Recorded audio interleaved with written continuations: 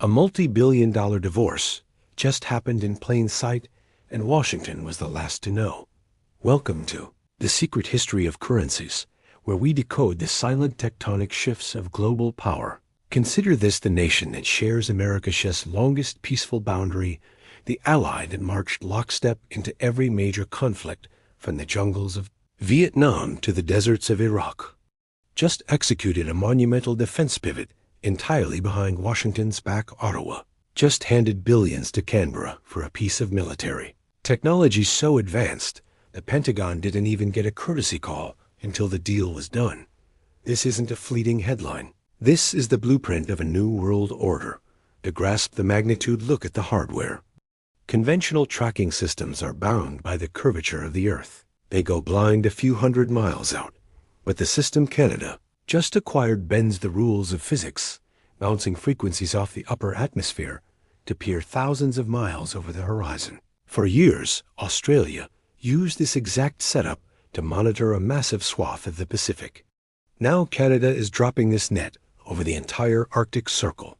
They are discarding antiquated cold war equipment built for slow-moving bombers and replacing it with a hypermodern shield designed to catch Mach 5 threats crossing the North Pole pair that with hundreds of millions in fresh Arctic bases, and you are looking at a simple hardware update. You are witnessing a complete strategic realignment authored without American input. Why would two of America's fiercest loyalists freeze out the United States? The answer stems from a masterclass in diplomatic self-destruction. Flashback to the Oval Office, late 2025. The Australian Prime Minister sits with the American President accompanied by Kevin Rudd, a diplomatic heavyweight. Former Prime Minister and Australia has lead envoy to the U.S. Despite protocol, the American President looked directly at Rudd in front of rolling cameras and openly despised him, mocking his presence. The world watched a premier ally get verbally kneecapped on the global stage, shortly after Rudd was recalled. Then came the economic hammer, brutal levies on Australian steel aluminum, and even a threat against life-saving pharmaceuticals when Canberra desperately appealed, pointing to 8 decades of spilled blood in ironclad treaties. Washington slammed the door. This wasn't a trade dispute. It was the public execution of a partnership. And when a dominant power treats loyalty with contempt, the subordinate players don't just complain, they build new alliances. While Australia pivoted, Canada took notes and then took action. The fallout accelerated far beyond a single radar purchase. Shortly after taking office, Canadian leadership embarked on a whirlwind tour, landing first in Mumbai. What makes this diplomatic sprint stunning is that just over a year prior, Ottawa and New Delhi were locked in a vicious diplomatic freeze over assassination allegations. The silence was deafening, yet in mere days, a multi-billion-dollar bridge was built from the ashes, the crown jewel, a massive long-term nuclear fuel pact binding Saskatchewan's uranium to India's reactors through the next decade. This is the essence of what we analyze here on The Secret History of Currencies. This isn't just commerce, it's the architecture of mutual reliance. You cannot swiftly untangle nuclear supply chains. By cementing this energy pipeline, both nations established a powerful geopolitical counterweight, entirely insulated from American influence or currency dictates.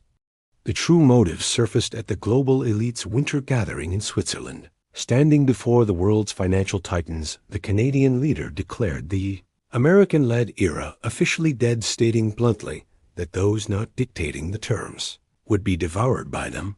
The room erupted in applause. The response from Washington was swift and chilling, a direct existential warning broadcasted globally, reminding Ottawa that its very survival depended on American goodwill, rather than cowering Australia's leadership, instantly backed. Canada effectively daring Washington to make a move. The shockwaves hit the intelligence community hard. Leaked memos from deep within the Five Eyes network revealed a panicked realization the automatic obedience of key allies had evaporated. Analysts calculated a tiny 2-month window to repair the breach before these new breakaway networks solidified. We are now counting down the final days of that window, and Washington has offered absolutely zero concessions.